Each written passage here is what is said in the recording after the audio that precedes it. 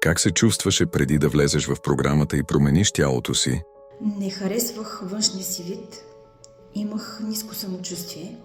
Постигнала съм неща в живота, с които се гордея, но това, което не ми достигаше да бъда наистина щастлива, е да се чувствам добре с тялото си и да се приемам такава каквато съм.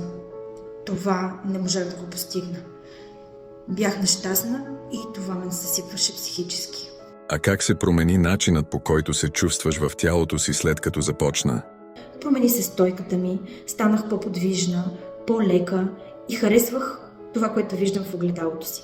Смених гардероба си няколко пъти с все по-малък и по-малък размер. Станах по-дисциплинирана, излъчвах увереност, която не остана незабелязана от околните.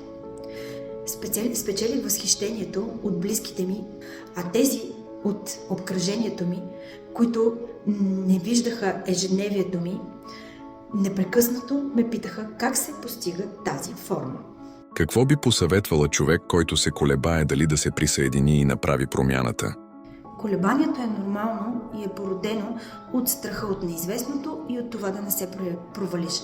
Няма страшно. Пътят е дълъг, трябва търпение, но резултатите са повече от удовлетворяващи.